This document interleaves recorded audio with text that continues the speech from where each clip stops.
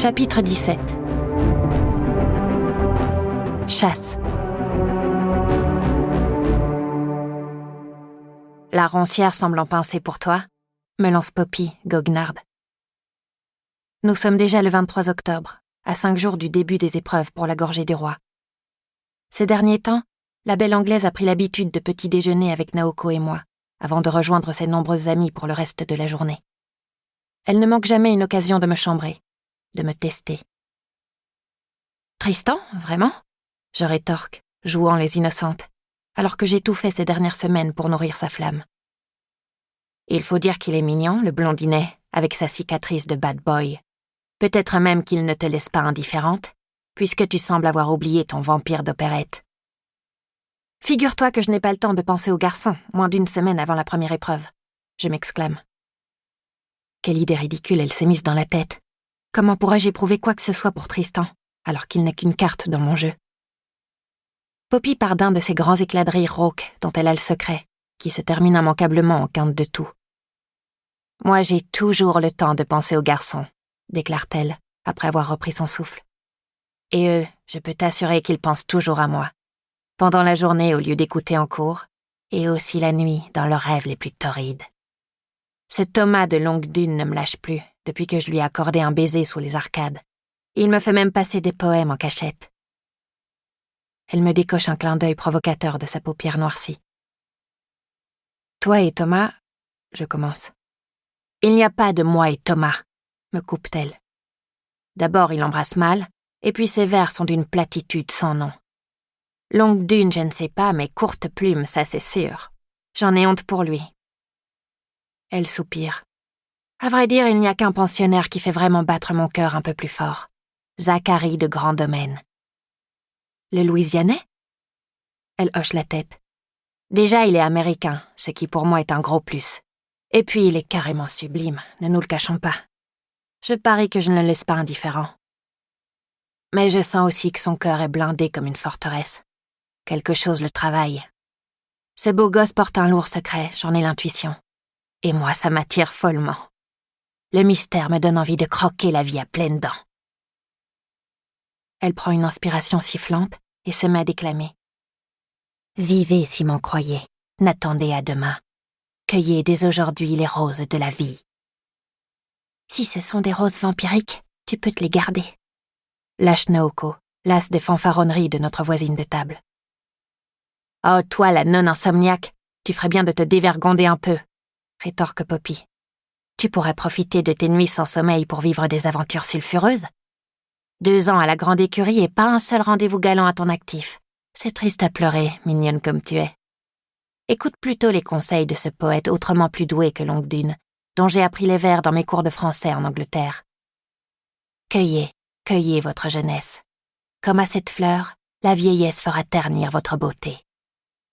Avec toi, Ronsard doit se retourner dans sa tombe. Je me lève de table, soucieuse d'épargner davantage de railleries à la pauvre Naoko. Bon, les filles, ce n'est pas tout ça, mais l'art de la conversation nous appelle.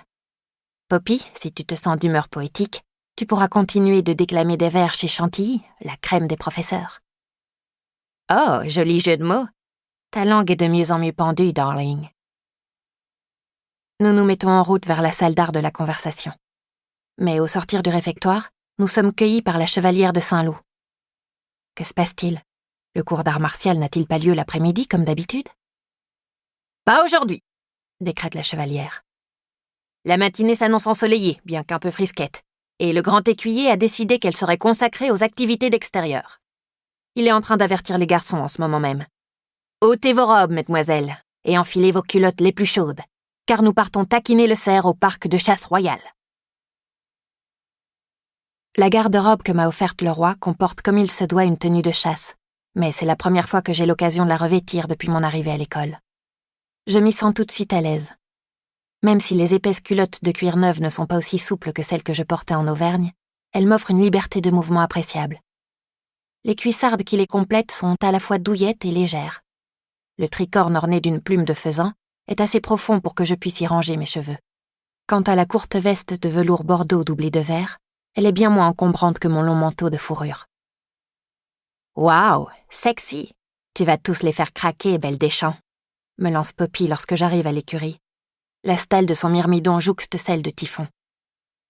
Elle a enveloppé son imposante chevelure dans un filet dégageant la courbure gracieuse de sa nuque. Et elle porte des culottes dans ce tissu qu'elle affectionne entre tous, le denim. Ne raconte pas n'importe quoi, c'est toi qui vas magnétiser tous les regards. Je rétorque en souriant. Elle pivote sur elle-même pour me faire admirer ses jambes fuselées. Tu aimes ? C'est la dernière coupe que portent les colons des Amériques, teintée au bleu de gêne. Là-bas, le terme a donné blue jean. Tu sembles fasciné par les Amériques, je lui fais remarquer. Ta gomme à mâcher, tes culottes de denim, ta fixette sur le beau Zachary. Sous sa chevelure extravagante, à l'image de sa personnalité, le visage de Poppy s'éclaire. On dit que c'est le pays de tous les possibles, pas vrai ? Murmure-t-elle. Depuis toujours, je rêve de m'y évader, d'y tracer ma route, loin de la France comme de l'Angleterre. Une nouvelle vie dans le nouveau monde. Et pourquoi pas au bras de mon Zach ? Ces rêves d'évasion me troublent. J'en faisais de tels dans ma chambrette de la Butora. Mais je m'imaginais toujours en aventurière solitaire. Si je remporte la gorgée du roi, après quelques années de service, je demanderai à être envoyée là-bas, en ambassade, me confie Poppy, tout en sanglant son cheval. Mais toi, Diane, je ne sais rien de tes ambitions. À quoi rêve une belle des champs ?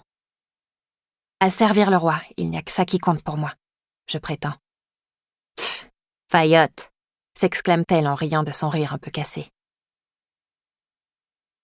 Les chevaux des filles et des garçons se mettent en route dans la grande avenue qui part de l'école pour mener au parc de chasse royale. 30 montures avançant en randonnion, menées par Montfaucon et Saint-Loup. La maîtresse d'armes monte un élégant cheval à la robe aubert parsemée de poils roux et blancs. Le grand écuyer, lui, est juché sur un immense destrier baie fumé, plus grand encore que Typhon. Il porte dans son dos une grande trompe de chasse, dont la surface de cuivre accroche les éclats froids du soleil d'automne. À mesure que nous progressons, les arbres défilent de chaque côté de l'avenue. Ils sont déjà presque entièrement nus, laissant voir les façades blanches des immeubles. Un tapis de feuilles mortes amortit le fracas des sabots sur les pavés. Les naseaux frémissants projettent de longs jets blancs dans le matin glacé. Les gueules des chiens de la meute, ouvrant la marche avec le grand écuyer, émettent plus de vapeur encore.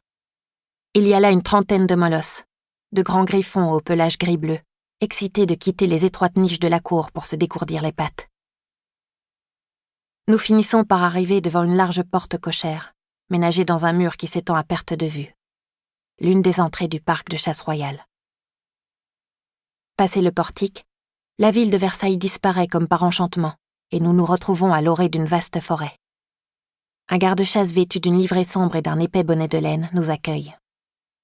« Bienvenue, monsieur de Montfaucon. Voici Ajax, notre meilleur limier, » annonce-t-il en désignant un chien sombre à l'œil brillant, tirant sur sa laisse. « Il vous accompagnera pour lever la bête. La saison de la reproduction est en avance cette année. L'hiver sera particulièrement froid. » Il souffle dans ses mains pour les réchauffer. Les cerfs et les biches sont de sortie partout à travers le domaine, mais en particulier dans la vallée de la Bièvre, où la rivière n'est pas encore gelée. C'est là-bas que je vous recommande d'aller. Nous suivrons votre conseil, dit le grand écuyer. Avez-vous les dagues et les lances ? Oui, da. Le garde-chasse claque des doigts. Une demi-douzaine de valets emmitouflés dans d'épaisses redingotes émergent du relais de chasse aménagé contre le mur à côté de la porte cochère. Ils apportent de hautes lances garnies de fanions et des dagues rutilantes, aussi ciselées que des épées de cour. « Aujourd'hui, nous chassons à l'arme blanche », nous annonce Montfaucon, du haut de son destrier. « La grande vénerie est le loisir des rois, une compétence indispensable pour qui veut briller à la cour. Mettez-vous par deux, que l'un prenne une lance et l'autre une dague. Le duo qui rapportera le cœur du cerf sera déclaré vainqueur de la journée. » Je me tourne instinctivement vers Naoko, mais elle secoue la tête depuis sa jument pommelée, sans qu'un seul cheveu ne bouge de son chignon dardé d'épingles. « Ne compte pas sur moi cette fois, » dit-elle. « Rappelle-toi que je suis végétarienne. Je me contenterai de suivre la chasse à distance. » Une voix familière résonne alors dans mon dos. Et si nous faisions équipe, nous deux, les campagnards ? Je pivote sur ma selle. C'est Tristan, juché sur un cheval à la robe Isabelle, dont la couleur jaune sable rappelle le blond cendré de ses cheveux. « D'accord, mais je prends la dague, » dis-je. Je me vois mal manier une lance aussi haute que moi. Les chevaux, les armes, les fanions, la trompe, tout ce barda est bien encombrant. Tu ne chassais pas en Auvergne ? Si, mais toute seule. Un vrai chasseur ne doit compter que sur lui-même. Honoré que tu fasses une exception pour moi, me répond-il avec un grand sourire. Nous saisissons chacun notre arme des mains d'un valet. Tiens donc, Gastefriche et Laroncière, s'exclame le grand écuyer en grimaçant. La chienlit s'assemble. Il nous tourne ostensiblement le dos et met sa monture en marche. On dirait que mon faucon t'a aussi pris en grippe, je glisse à Tristan. Tu m'étonnes. Je crois qu'il ne supporte pas les provinciaux, mais on va lui montrer de quel bois on est fait, toi et moi, pas vrai ? J'acquiesce vigoureusement, puis je presse mes mollets contre les flancs de Typhon pour qu'il rejoigne le reste de l'équipage. À mesure que nous nous enfonçons dans la forêt au petit trot, les arbres se font plus serrés, déchirant le ciel de leurs branches dénudées. Le halètement des chiens guidés par Ajax augmente de minute en minute au gré de leur excitation. Soudain, le limier de tête se fige, pointant le nez vers une futaie. « Là, des fumées !» s'exclame le grand écuyer, en pointant son doigt cerclé d'anneaux vers un petit tas de crottes rondes encore fumantes. « Ce sont celles d'un mâle. Nous sommes sur la bonne piste. » Il souffle dans la trompe de chasse, émettant un appel profond et lugubre qui fait vibrer les troncs moussus.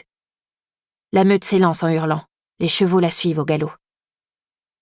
Prise de court par la brusque accélération, je manque de tomber et me raccroche de justesse au crin de Typhon. Je m'écrase contre son encolure pour ne pas être lacéré par les branches défilant à toute allure. Le vacarme de la cavalcade, le hurlement du vent, les aboiements des chiens et la chamade de mon propre cœur battant à tout rompre, tout ça me fait tourner la tête. Des vignettes furtives m'apparaissent entre les troncs, tels des éclairs. Le visage extatique des Lénaïs de Plumini, ses serpenteaux châtains s'envolant dans les bourrasques tels les serpents coiffant une méduse magnifique. Le regard concentré de Raphaël des Montessuegno, sa sombre tenue faisant corps avec la robe de son petit pur sang noir de jais pour donner l'illusion d'un centaure. La mine terrifiée de Françoise des Escailles, accrochée à ses rênes encore plus fermement que moi à ma crinière. La joie rayonnante de Tristan, rendue à ses chères forêts, encourageant son cheval de brefs claquements de langue. Soudain, la meute se fige, l'équipage s'arrête. Typhon pile net derrière Myrmidon. Je me cramponne pour ne pas basculer la tête la première par-dessus l'encolure. Là-bas devant, les chiens semblent hésiter entre deux pistes, levant leurs truffes humides au vent pour retrouver le sillage de leur proie. Tout près de moi, Poppy se met à tousser, essoufflée par l'effort. J'ai souvent été témoin de ses expectorations, mais là c'est pire que jamais. J'ai l'impression qu'elle crache ses poumons dans son mouchoir.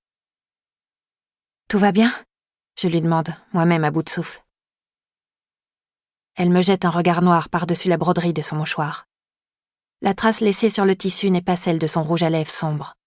C'est une tache écarlate, couleur de sang frais. « Bien sûr que tout va bien, » me répond-elle sèchement, en escamotant son mouchoir souillé. « Mêle-toi de tes oignons. » À cet instant, une voix retentit. « Là, le cerf !» Les chiens repartent aussitôt, nous emportant à nouveau dans leur train d'enfer. Je plisse les yeux que le froid et la vitesse ont embués de larmes. Là-bas, dans les buissons brumeux, j'aperçois l'arrière-train d'une grande bête qui détale. Un seul cerf contre 30 chiens et autant de chevaux et de cavaliers lancés à sa poursuite.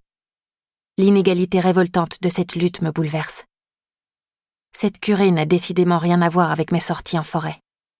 Jadis, j'étais seule contre la nature entière, et je n'avais droit qu'à un seul tir de lance-pierre pour abattre un lièvre, ou le perdre à jamais, sans compter le risque de me faire dévorer par les bêtes sauvages. Alors qu'aujourd'hui, je ne fais que participer à un loisir pour riches citadins, sans danger et sans gloire. Les cris des molosses et ceux des humains, se mêlant en une même clameur sauvage, me rappellent le rire d'Edmé et de Marc-Antonio. La chasse des jardins royaux n'avait de galante que le nom. De même, la grande vénerie, soi-disant le loisir des rois, n'est qu'une mise à mort barbare. Cette parodie de combat entre l'homme et la bête se poursuit pendant des heures, avec un but ignoble, épuiser le cerf jusqu'à ce qu'il n'ait plus la force d'avancer. Mais l'équipage finit par se heurter à une rivière barrant le chemin. Les chiens complètement désorientés se mettent à divaguer sur la berge. « Que les ténèbres emportent ce cerf !» s'exclame le grand écuyer sur son destrier à la robe fumante. « Il a passé l'eau pour dissiper son sillage. Il nous a échappé. Il lève les yeux au ciel, où des nuages gris ont chassé le soleil. « La chasse est finie. Rentrons. » Mais Tristan ne l'entend pas de cette oreille. « Encore un instant, monsieur, » crie-t-il. « Vous allez voir ce dont est capable la chienlit. » Il tourne vers moi son visage baigné de sueur. « Suis-moi. » Déchiré entre le désir de faire demi-tour et celui de briller aux yeux de mes concurrents, je me résous à laisser Typhon s'élancer sur les sabots de mon coéquipier. Les 2 chevaux s'enfoncent au galop dans la rivière, jusqu'au ventre, au milieu de grandes gerbes d'eau glacée. Ils en ressortent ruisselants, laissant le reste de l'équipage sur l'autre rive. « Par ici !» me crie Tristan. Et prenant sa monture, il s'enfonce dans des taillis de plus en plus serrés, au milieu desquels fuse une traverse de fougères écrasée par le cerf. Les branchages m'arrachent mon tricorne. Je sens mes cheveux se déployer brutalement dans ma nuque. Tout d'un coup, nous débouchons sur une clairière. L'animal est là, agenouillé dans les herbes hautes, hors d'haleine. Tristan se laisse glisser au bas de son cheval et s'approche du cerf, levant sa lance. « Non !» je hurle, sautant à mon tour à terre. Il se retourne vers moi, les joues en feu, comme lorsque je l'avais vu surgir à moitié nu des vapeurs de la salle d'eau. « Tu veux l'honneur de la mise à mort ?» dit-il. « Je te l'offre volontiers. » Il n'y a aucun honneur à achever un ennemi à terre. Je rétorque, haletante. Il me dévisage de ses yeux bleus, rappelant le ciel d'été déjà si lointain. Je le trouve soudain irrésistiblement attirant, alors qu'il se tient là en pleine lumière dans son élément, au milieu d'une forêt bruissante. On dirait un jeune faune surgi des pages d'Ovide, auréolé de blondeur. Sa beauté sauvage m'émeut, et l'évidence me foudroie.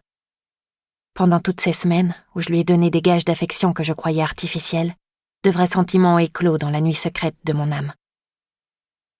« Mais le cœur du cerf, » murmure-t-il doucement. Le grand écuyer a dit que ceux qui le lui rapporteraient seraient les vainqueurs de la journée. Nous pourrions lui prouver ce que nous valons, toi et moi. Je n'ai rien à prouver à ce rustre, dis-je en m'approchant de Tristan. Je n'ai rien à prouver à cette cour. Mais toi, tu peux me prouver que tu es vraiment un homme libre, et pas un courtisan servile. Tu peux épargner cette bête. Les yeux de Tristan se troublent. Le vent soulève impétueusement ses cheveux blonds. Les miens argentés me fouettent le visage. « Épargner ce cerf pour la liberté », murmure-t-il. « Ou l'amour. » Je marche vers lui, guidé par un instinct jailli du plus profond de mes entrailles. Et même davantage qu'un instinct, un désir. Devant cette force qui réchauffe mon ventre, plus rien n'a d'importance. Je me hisse sur la pointe des pieds et pose ma main sur sa balafre de chasse, qui le rend plus réel à mes yeux que tous les courtisans à la police époudrée. Puis je dépose un baiser sur ses lèvres entr'ouvertes, reprenant ma respiration dans sa bouche, le laissant reprendre son souffle dans la mienne. Il a un goût de fougère tendre et de fleurs en bouton, une saveur de sous-bois au printemps qui me rappelle mon Auvergne plus que jamais. Oui, il a le goût de la vie même, au milieu de ce Versailles rempli de morts.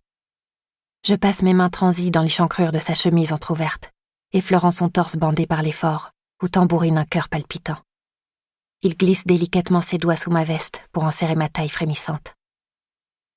Enivré par notre étreinte, j'ai à peine conscience du cerf qui se relève et s'éloigne lentement dans les taillis. Le son grave de la trompe de chasse retentit, faisant vibrer les herbes hautes de la clairière. C'est mon faucon qui nous appelle, là-bas, de l'autre côté de la rivière, mais je n'en ai cure. Il n'y a plus que ce garçon que je connais à peine, et dont j'ai pourtant tant besoin. Contre lui, je me sens totalement vivante, une dernière fois, avant de me lancer dans l'expédition suicidaire où je vais mourir. « Diane, » dit-il d'une voix émue, « je voudrais que ça dure toujours, mais tu vas attraper froid. » Pas dans tes bras. Mes bras ne pourront pas te réchauffer contre l'hiver qui approche, et ta veste est déchirée. En effet, les épines des taillis ont lacéré ma manche droite sans que je m'en aperçoive. « Prends la mienne, » dit doucement Tristan, en retirant sa veste de velours. Il se fige au moment de la passer sur mes épaules.